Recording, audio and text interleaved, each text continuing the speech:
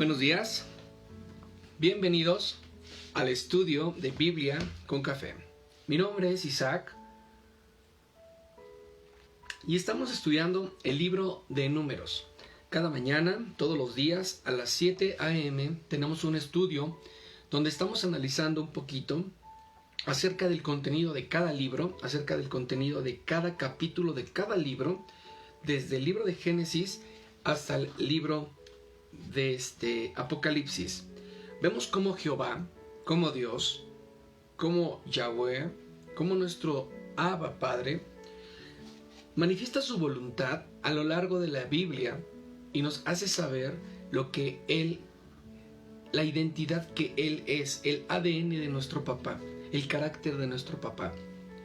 Creo que el Señor tiene grandes cosas que darnos, tiene grandes beneficios, tiene oportunidad para cada uno de nosotros. Y nosotros, cuando estamos en medio de su palabra, Jehová, Dios, nos muestra su amor, nos muestra su voluntad, nos muestra su favor. Y tenemos que quedarnos a lo largo de nuestro día con todo lo mejor que la palabra nos muestra, con todo el beneficio de la palabra. No podemos nosotros leer la palabra y solamente que quede como una información, sino debemos de leer la palabra, estudiarla naturalmente, pero tenemos que rescatar la parte espiritual, porque el libro de la Biblia es un libro espiritual, no es un libro que se lee de manera natural, con el entendimiento o con la inteligencia. Por eso es que cada día que leemos la palabra, nosotros pedimos revelación al Espíritu Santo, para que el mismo Espíritu nos dé revelación, entendimiento, porque nosotros somos Espíritu. Y la Biblia es un libro espiritual, y Dios es Espíritu. Entonces, nosotros tenemos que comunicarnos con Dios, y únicamente lo vamos a hacer mediante el Espíritu. Cuando nosotros estamos alineados, completamente conectados en su palabra, estamos estudiando la Escritura, nosotros en este momento estamos comunicándonos, ¿verdad?, también con Dios. Esa es la manera en la que nosotros debemos de leer la Biblia. El libro de Números tiene mucha información y si nosotros lo tratamos de entender de manera natural, vamos a ver que hay mucho sacrificio, vamos a ver que hay muchas reglas, que vamos a ver que también hay mucho desacuerdo, ¿verdad?, entre el pueblo, mucha murmuración, y vamos a empezar a ver cosas como las ve el mundo. El mundo, cuando lee la Biblia, todo le ve mal, todo le ve, es que la Biblia es esto, la Biblia no te deja, la Biblia, pero no ven la parte espiritual que Dios estaba demandando de los israelitas, de los hombres. Hay una parte espiritual que todos debemos de rescatar cuando leemos la Biblia. Hoy vamos a leer la Biblia en libro de Números, capítulo 8, 9 y 10. Los vamos a estudiar y vamos a analizar cómo Dios está exigiendo y está preparando a su pueblo para lo que va a venir después. Está preparándolos para lo que tienen que enfrentar, para las decisiones que tienen que tomar, pero sobre todo para permanecer en su presencia. Mi nombre es Isaac, vamos a orar. Señor, te damos gracias. Que tu Santo Espíritu, Señor, permanezca con nosotros. Te invitamos, Señor. Dirígenos en este estudio. Pon tus palabras, Señor, en mis labios. Abre mis oídos, Señor. Abre mis ojos espirituales, Señor, para poder ver tu reino espiritual, Señor, para poder comprender, Señor, tu voluntad, para ser obedientes, Señor, a tus mandatos. Queremos permanecer contigo, estar contigo, pero sobre todo queremos amarte como tú nos amas. En el nombre de Jesús. Amén. Muy bien. Estamos leyendo la Biblia en estábamos leyendo exactamente el capítulo 7. Y nos dimos cuenta acerca de las ofrendas, ¿verdad?, que eran llevadas para los príncipes o para la dedicación del tabernáculo. Y cómo es que estos se tenían que preparar, la dedicación al altar. También vimos acerca de los nazareos, acerca de cuál era el voto que tenían que hacer los nazareos para ser seguidores de Dios, para poder adorar a Dios, para poderse consagrar a Dios. Y tocamos un un ejemplo y dijimos que Sansón era un nazareo. Tú lo podrás ver ahí en el libro de Números, capítulo 6, del 1 al 21. También nazareo, otro ejemplo de nazareo es Josué. Si tú lo ves el libro de donde ya nos muestra la imagen del personaje de Josué, tú te vas a dar cuenta que Josué también era un hombre que se caracterizaba por ser un voto para servir al Señor. Pero bueno, lo vamos a ir viendo más adelante. Ahora nos vamos a concentrar en el capítulo 8, 9 y 10. Comenzamos. El Señor, Jehová, Dios le dijo a Moisés de las siguientes instrucciones a Aarón: cuando ponga las 7 lámparas en el candelebro, hazlo de tal manera que la luz alumbre hacia arriba, delante, enfrente del candelebro. Y así lo hizo Aarón. Instaló las 7 lámparas para que reflejaran su luz hacia adelante, tal como Jehová le había ordenado a Moisés. Todo el candelabro, desde su base hasta el decorado floral, estaba hecho de oro, labrado. Se fabricó conforme al diseño exacto que el Señor le había mostrado a Moisés. Luego Jehová le dijo a Moisés: ahora bien, separa a los levitas de los demás israelitas y hazlos ceremonialmente puros. Para hacerlo, rocíalos con agua de la purificación y haz que se afeiten todo el cuerpo y que se laven sus ropas. Entonces quedarán ceremonialmente puros. Haz que lleven un becerro y una ofrenda de grano de harina selecta humedecida con aceite de olivo, junto con un segundo becerro para la ofrenda por el pecado. Después reúne a todos los de la comunidad de Israel y presenta a los levitas a la entrada del tabernáculo. Cuando presentes a los levitas delante de Jehová, el pueblo de Israel pondrá sus manos sobre de ellos. Con las manos en alto, Aarón presentará a los levitas ante Jehová como una ofrenda especial del pueblo de Israel. Así los dedicará al servicio del Señor Jehová. Enseguida los levitas pondrán sus manos sobre la cabeza de los becerros. Presenta un becerro como ofrenda para el pecado y otro como ofrenda quemada a Jehová, para purificar a los levitas y hacerlos justos ante Jehová. Luego, haz que los levitas se pongan de pie delante de Aarón y sus hijos, y levanta sus manos y preséntalos como una ofrenda especial a Jehová. De este modo apartarás a los levitas del resto del mundo de Israel, y los levitas me pertenecerán a mí. Así ellos podrán entrar en el tabernáculo para realizar su trabajo, porque los purificaste y los presentaste como una ofrenda especial. De todo el pueblo de Israel, los levitas están apartados para mí. Yo los he tomado para mí en lugar de los primeros hijos de los varones de los israelitas. He tomado a los levitas como sustitutos, pues todo primer nacido de entre el pueblo de Israel es mío, tanto las personas como los animales. Yo los aparté para mí en el día que herí de muerte a todos los primogénitos, hijos de los varones en Egipto. Es cierto, yo tomé a los levitas en lugar de todos los primeros hijos varones de Israel, y de todos los israelitas. Yo he designado a los levitas para Aarón y sus hijos. Ellos servirán en el tabernáculo en nombre de los israelitas y harán sacrificios para purificar al pueblo, de modo que ninguna plaga los azote cuando se acerquen al santuario. Así que Moisés, Aarón y toda la comunidad de Israel dedicaron a los levitas cuidadosamente todas las instrucciones de Jehová a Moisés. Los levitas se purificaron del pecado y lavaron sus ropas, y Aarón los presentó a Jehová como una ofrenda especial. Entonces ofreció un sacrificio para purificarlos y para hacerlos justos delante de Jehová. Después los levitas entraron en el tabernáculo para cumplir con las responsabilidades de ayudar a Aarón y a sus hijos.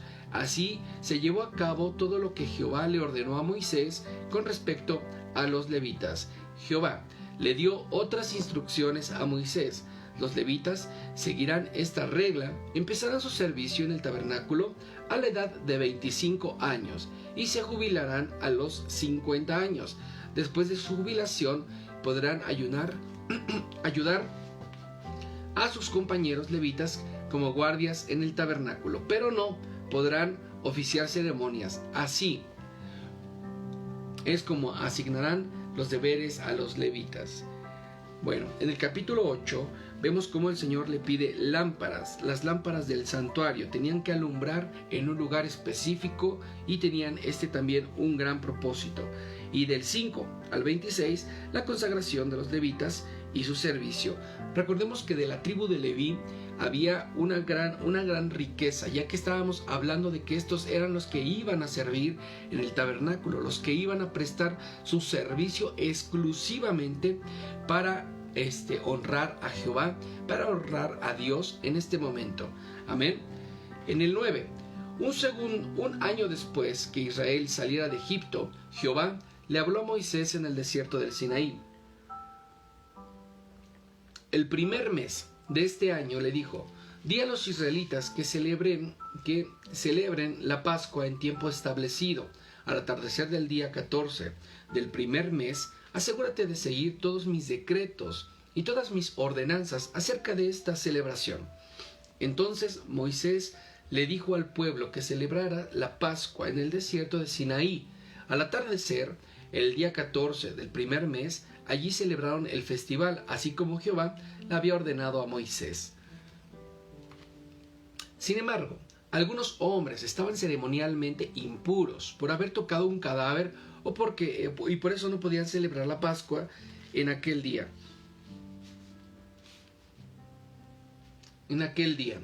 Así que ese mismo día se acercaron a Moisés y a Aarón y le dijeron: hemos quedado ceremonialmente impuros por tocar un cadáver, pero ¿por qué se nos impide presentar la ofrenda de Jehová en la debida fecha con el resto de los israelitas? Moisés les contestó: esperen aquí hasta que yo reciba de Jehová las instrucciones para ustedes. Esta fue la respuesta de Jehová a Moisés: da las siguientes instrucciones al pueblo de Israel. Si alguien del pueblo, ya sea ahora o en las generaciones futuras, está ceremonialmente impuro en la fecha establecida para la Pascua por tocar un cadáver, o si está de viaje o no puede estar presente en la ceremonia, aún así podrá celebrar la Pascua del Señor. Esta persona ofrecerá el sacrificio de la Pascua un mes después, al atardecer del día 14 del segundo mes. Comerá el cordero de la Pascua con pan sin levadura y hierbas amargas. Y no dejará nada del cordero para el día siguiente, ni quebrará ninguno de sus huesos, y debe de seguir todas las ordenanzas de rigor acerca de la Pascua.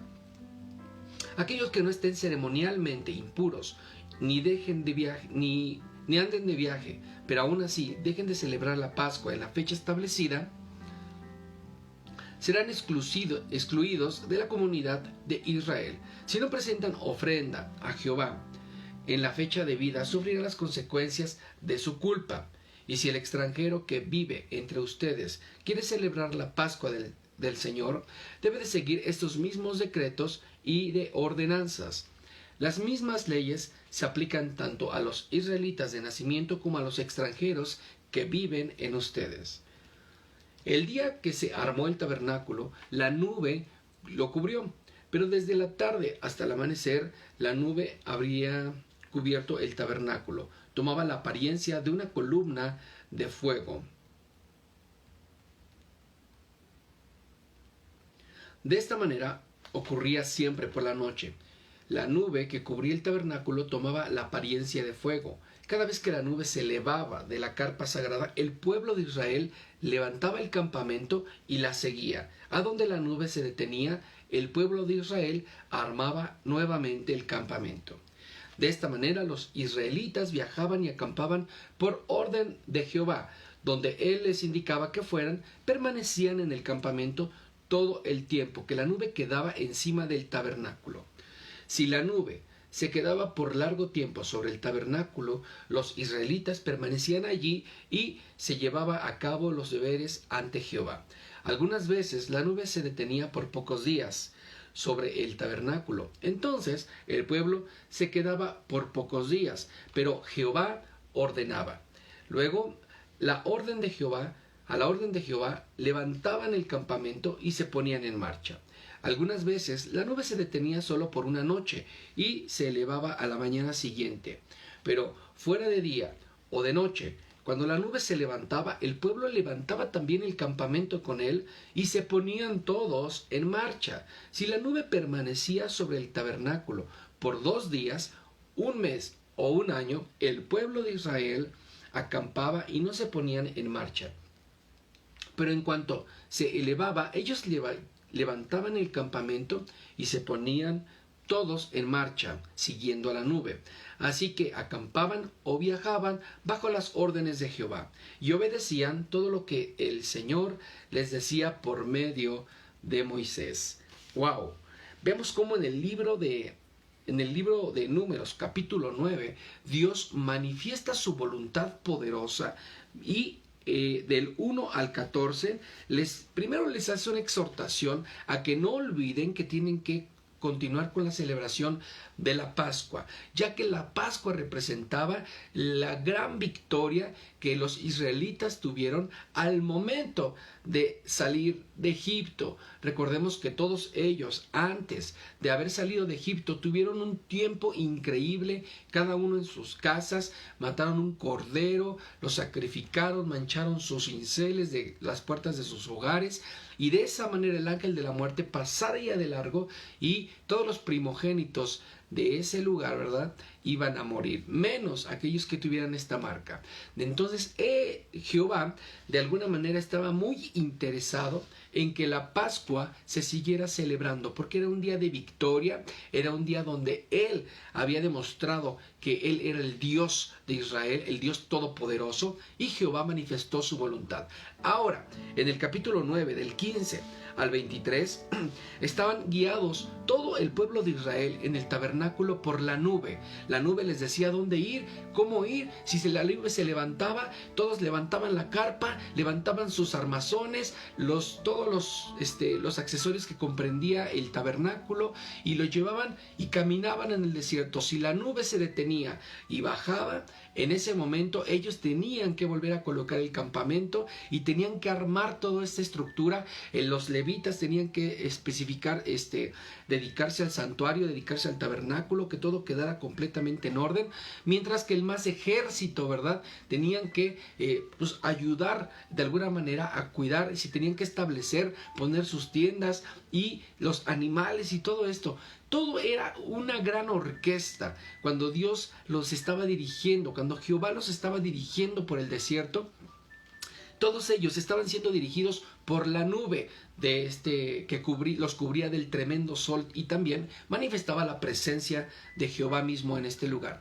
Ahora, por la noche, Jehová manifestaba también su presencia a través de la nube, convertida en una columna de fuego que los alumbraba y que los calentaba también durante esta noche. Creemos, ¿verdad?, que la presencia de Dios estuvo todo el tiempo en este lugar y se manifestó de manera inmediata en ellos, con ellos. Y dice la palabra que si solamente duraban un día en ese lugar y la nube se levantaba y se iba, ellos tenían que hacerlo. Si permanecía un mes, si permanecía 3 o 4, no sé, ellos continuaban ahí. Recordemos que en el capítulo 9 de este mismo libro de Números dice que estaban ya en el desierto del Sinaí, ya tenían 1 año establecidos en este lugar, y la nube se levantó, y entonces ellos empezaron a caminar, y vamos a ver qué es lo que sucedió. Jehová le dijo a Moisés: haz 2 trompetas de plata labrada de martillo para convocar a la comunidad a reunirse, a dar la señal de levantar el campamento. Al toque de ambas trompetas, todos deben reunirse ante ti en la entrada del tabernáculo. Pero si se toca solo una trompeta, entonces solo los líderes, los jefes de los clanes de Israel, tendrán que presentarse ante ti. Cuando hagas sonar la señal para continuar el viaje, las tribus acampadas en el lado oriental del tabernáculo levantarán el campamento y avanzarán.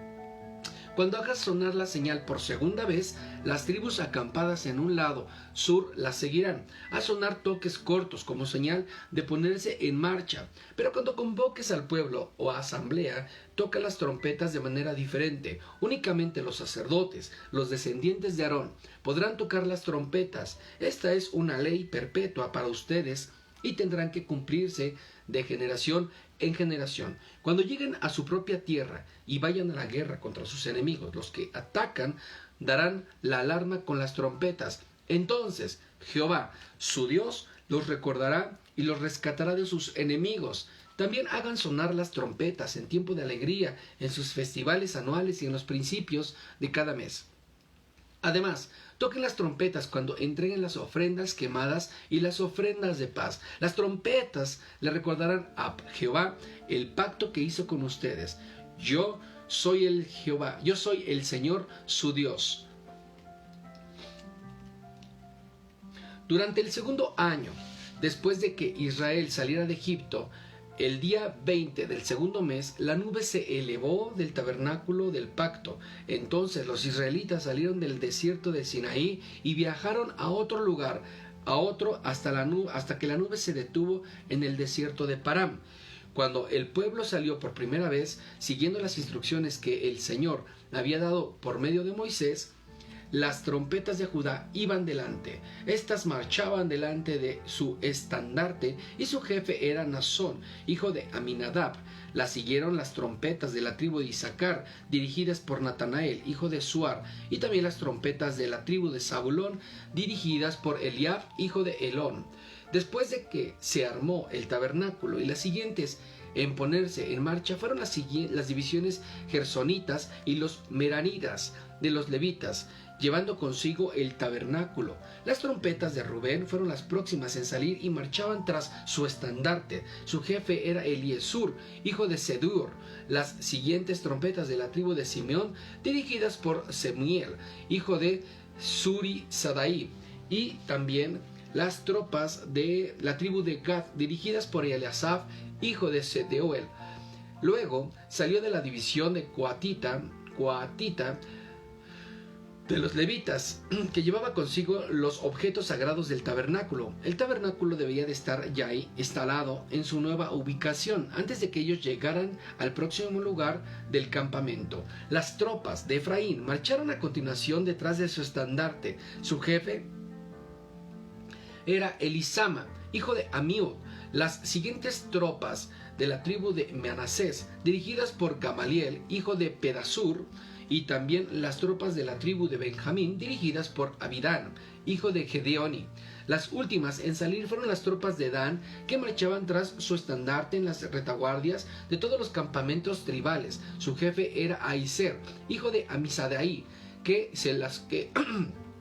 hijo de Amisadai. Se le unieron las tropas de la tribu de Aser, dirigidas por Pagiel, hijo de Ocrán, y también las tropas de la tribu de Neftalí, dirigidas por Ahira, hijo de Enán. Y en ese orden marchaban los israelitas, división por división.